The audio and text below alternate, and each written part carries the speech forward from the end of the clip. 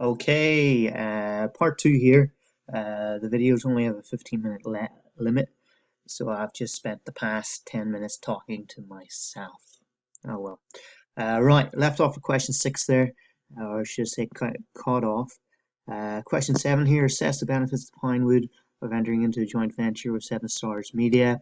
Again, look at that question. They're encouraging you to be contextual here, talk about the scenario to focus in on that. Okay, so that should have been your context in there. We've talked about joint ventures before, the obvious benefits of the joint ventures where it helps you overcome any possible barriers to entry. Could be a very easy point to make. Context being the Chinese only allow 34 foreign films a year. Very easy contextual point is right in the case study. And explaining that point fully in regards to this local business being a way around that clear obstacle. Okay, another potential point could be the potential in the market there. The Chinese market is the second biggest growing in the world for films, apparently 7.2 billion figure. Again, stats are a very easy way to be contextual and explain that point fully. A lot of you guys also mentioned shared costs. Then your however points, again AO4, looking at the other side of the coin, potential risks, clash of cultures. Again, most joint ventures seem to fail. There's a common reason here. Again, you could have used Tesco and Tinghizzen, Sony Ericsson as an example here if you wanted to and explain that point fully. You'd also be more specific in regards to the Chinese market and the theft of intellectual property rights. Remember your Apple Store in regards to that. And another potential point could be the profits have to be shared as well. Okay, so it's a good thing, share the costs, bad thing, share the profits, quite an easy point to flip really. And then again, 8 marker, you need a very brief conclusion, little sentence saying, I think actually there's quite a good thing here. And again, justify your stance. So not a GCSE one where you just say the pros outweigh the cons, where you say, I think this is great, there's huge potential in the Chinese market, and this will clearly help them to enter. And maybe they could even take over the firm in the long term, just like Tesco did. Okay, that could be quite an intelligent conclusion, really. Okay, so again, see here, evaluation, no context. You're down to 5 out of 8 marks. Lots of your points. Again, subject knowledge is good here. Exam technique seems to let us down. Lots of people scored 5 out of 8 when they could have easily scored 8 out of 8. Next one here. Assess the importance of ease of doing business to manufacturing company's decision as to where to locate its product. So again, focus on that question, ease of doing business to a manufacturing company from their perspective. Goes back to your spec here, 3.3.3, factors to consider when relocating abroad. Ease of doing business was one of the factors, it wasn't one of the major ones, okay, but again, sometimes the examiner likes to throw you a curveball and see what you're made of, okay, but it's things like the amount of time it takes to get started up, the bureaucracy, the government controls, all of those aspects.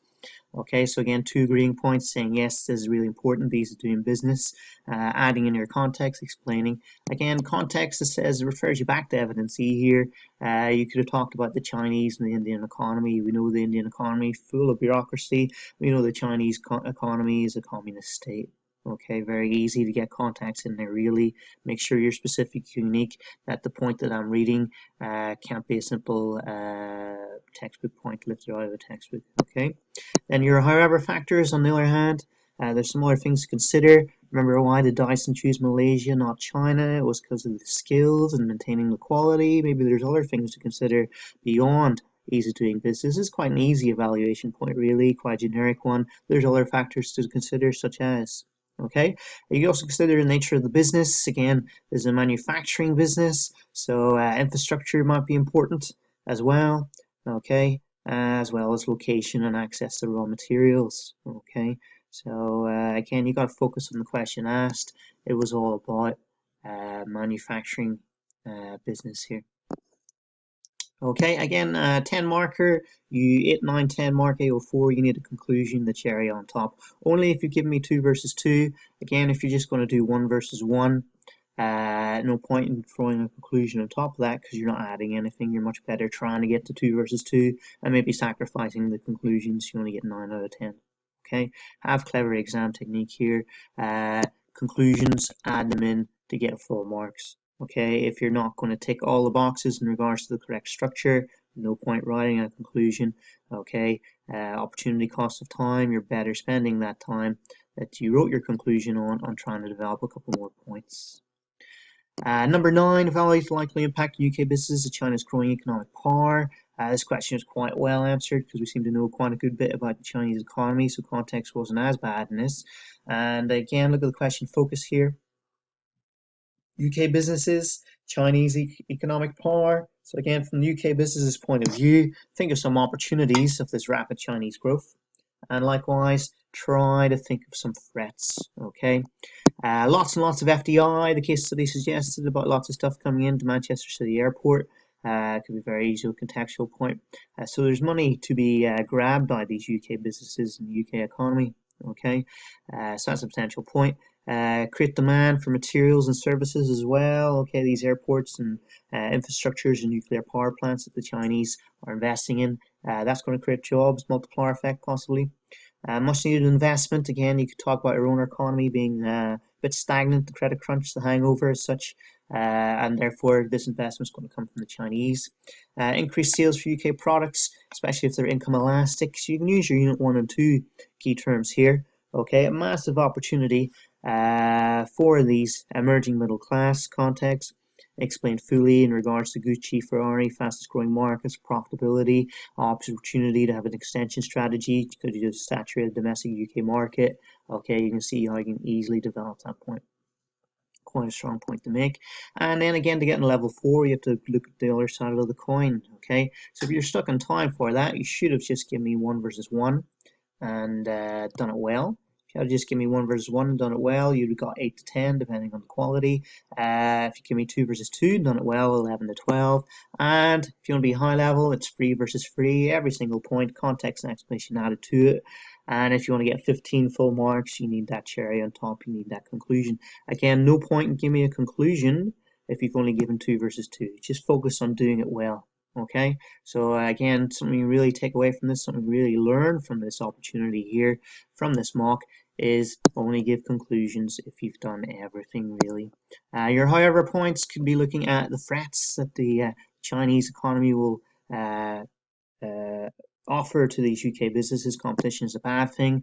Benefits may be short-lived. We know the Chinese economy is unstable. Context and explaining that. Too much risk. If you're going to invest too much with them. Loss of control, so the Chinese businesses are coming in here, taking over. Again, the UK businesses are going to be pushed to the side possibly. Transfer pricing could be a potential point here, okay, which you could develop. Again, you got to bring it back to the question focus to the UK business level. If you went down the whole route of less tax revenue for American goods, you're drifting off there. You got to bring it back to UK businesses here. So lastly is structural change as well. The Chinese economy eventually will evolve from secondary to tertiary sector. So the pros for our manufacturing businesses might be short-lived. Okay, as always for your 12 or 15 markers, a perceptive conclusion is required, the short versus the long. Okay, in the short term, this might be a fantastic thing, but in the long term, UK businesses should try to diversify their interests and not just rely on the Chinese economy, okay, because we know it's an unstable economy, it's a very open economy and very rapid economic growth, and it'll be a very rapid decline, hence the start of that in regards to the Chinese stock market. Okay, maybe they should also diversify into the likes of the Indian economies or the African economies that are rising up the next brick. Okay. Grade boundaries are there. Again, I can't complain too much. About 40% of you guys got your target grade or exceeded that. Okay. Again, ideally, I'd like that percentage figure to be higher. But at this stage of the game, it's not too bad. Even if you're within 1 grade of your target grade, you're not too bad. If you're more than 2 grades below, you need to get going. Okay. This is your wake-up call. Okay, but everybody really does need to commit to a regular revision timetable. I have an app on my phone that tells me how many days here. Unit 1 repeat is 82 days away, Unit 2 86. Your Unit 3 module is 108 days away, and your Unit 4 module is 116. So the time is there. If you get going now, get organized, commit to a regular revision timetable, you can easily turn it around if you've underperformed here, or you can easily improve it by that grade if you need to, or you can help to maintain your current performance. Okay, so don't take the foot off the pedal. Lots of you guys are in second or third gear. We need to be going up into fourth or fifth gear. Okay, and pushing on. You're into your last 120 odd days of school in reality. Okay, your last 12 weeks almost. Okay, so you need to get going here, and you put in the hard work, you will reap the rewards. So please do utilize this annotated mark scheme. Go through the exam report, print off some section A, section B, try some time practice to improve that if that was one of the things you need to improve upon, and look at your peers' model answers. Otherwise, if you're not going to sit down and reflect and learn from this mock, there's actually very little that you'll benefit from it. Okay, so if I go back here, I should be able to stop this. Okay, so thank you very much.